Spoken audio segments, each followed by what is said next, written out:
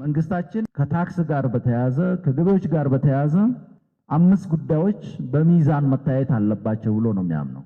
የመጀመሪያው በኮንሰንት እና ኢንፎርስመንት መካከል ሚዛን መጠበቅ መቻል አለበት። የዜጎች ፈቃደኝነት፣ የዜጎች የግብር ከፋይነት ባህል ማዳበር፣ ታክስ ፔየር በመሆናቸው መኩራት እና ያለ ጉትጎታ ኃላፊነታቸው መወጣት ታክሳቸውን የመወጣት ባህል የማዳበር በአንድ በኩል፣ በሌላ በኩል ደግሞ ኢንፎርስመንት በህግ ማስከበር ብቻ በማስገደድ ብቻ የሚፈለገውን ውጤት ማምጣት አንችልም። ሁለቱንም ጎን ለጎን ባላንሳቸውን በጠበቀ መልኩ ልናስኬድ ይገባል ብለን ነው የምናምነው።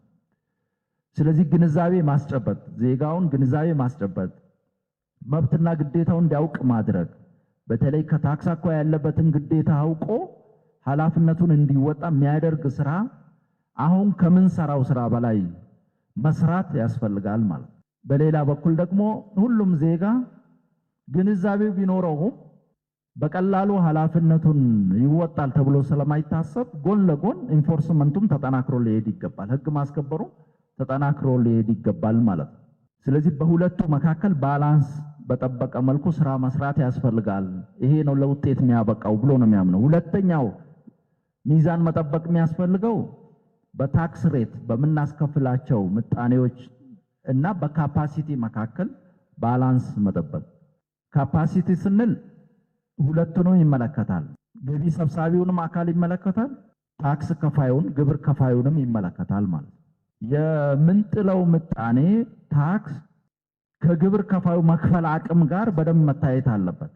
ከገበያ የሚያስወጣው ስራ ይዞ የነበረው ስራ አጥ እንዲሆን የሚያደርግ ሳይሆን በስራው እንዲቆይ ጠንካራ ኢንተርፕራይዝ እንዲፈጥር ለሀገር ኢኮኖሚ የድርሻውን እንዲወጣ የሚያደርግ ሊሆን ይገባል።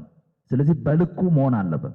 በሌላ በኩል ደግሞ የኛ የመሰብሰብ አቅም የፈጻሚውም ካፓሲቲ ከግምት ውስጥ መግባት አለበት። አንዳንድ አካባቢዎች የታክስ ሬት ላይ ለውጥ ሲደረግ ለመሰወር የሚደረገው ጥረት ደግሞ በዛው ልክ እየጨመረ ይሄዳል። ያንን ተከታትለን ማስፈጸም ማንችል ከሆነ በጥንቃቄ ማየት ይጠይቃል ማለት ነው። ስለዚህ ከኛም ማስፈጸም አቅም ከዜጋው መክፈል አቅም አንጻር እየታየ በየደረጃው ምንጥላቸው ሬቶች በደንብ መታየት መቻል አለባቸው። የዚህን ሚዛን መጠበቅ ወሳኝ ነው ብለን ነው የምናምነው። ሶስተኛ ሚዛን መጠበቅ ያለበት የሚሰበሰበው ገቢና የምንሰጠው አገልግሎት ወይም የምንሰራው የልማት ስራ መካከል ሚዛን መጠበቅ መቻል አለበት። የግብር ከፋይነት ባህልን የሚያጠናክረው ዜጋው በከፈለው ታክስ የተሰራውን ስራ በግልጽ ሲያይ እና ከዛም ሲጠቀም ነው። አምጣ ብቻ ከሆነ መልሰን መስጠት የሚገባንን ማንሰጥ ከሆነ የተወሰነ ሄዶ መታነቁ አይቀርም ማለት ነው። ስለዚህ ግብር ከፋዩን ማገልገል፣ ታክስ ከፋዩን ማገልገል፣ በከፈለው ከተሰራው የልማት ስራ እንዲጠቀም ማድረግ፣ አነሰ ከተባለ በአግባቡ ማገልገል ያስፈልጋል ማለት ነው። ስለዚህ ሁለቱ ባላንሳቸውን ከሳቱ አምጣ ብቻ ከበዛ መልሰን ከምንሰጠው በሚፈለገው ደረጃ ተጠቃሚ ካልሆነ ስራውን በውጤታማነት ማስቀጠል አይቻልም ብለን ነው የምናምነው።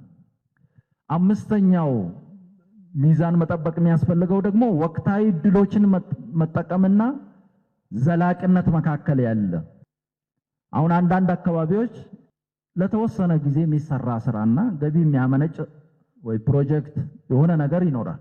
ወይ ከማዕድን ጋር የተያያዘ ሊሆን ይችላል፣ ወይ ሌላ ፕሮጀክት ጋር የተያያዘ ይኖራል። ያንን እንደ ዘላቂ ገቢ በመቁጠር ተዘናክተን በቀጣይ አላስፈላጊ ወጪ እንከር እንድናደርግ የሚያደርጉ እንቅስቃሴዎች ውስጥ እንገባለን። መዋቅር እንፈጥራለን፣ ሌላ እናደርጋለን። ስለዚህ ያንዳንዱ ክልል ዘላቂ የሆኑ ገቢዎችን እና ወቅታዊ ድሎች የፈጠሩትን በደንብ ለይቶ መሄድ እና በዋናነት ለዘላቂ ልማታችን ዋስትና ሊሆኑ የሚችሉ ሚዘልቁት ላይ ሞር ፎከስ አድርገን ጊዜያዊ ድሎችንም በልካቸው ተጠቅመን እንደማይቀጥሉ አውቀን ለቀጣይ ምዕራፍ ራሳችንን ማዘጋጀት ይኖርብናል።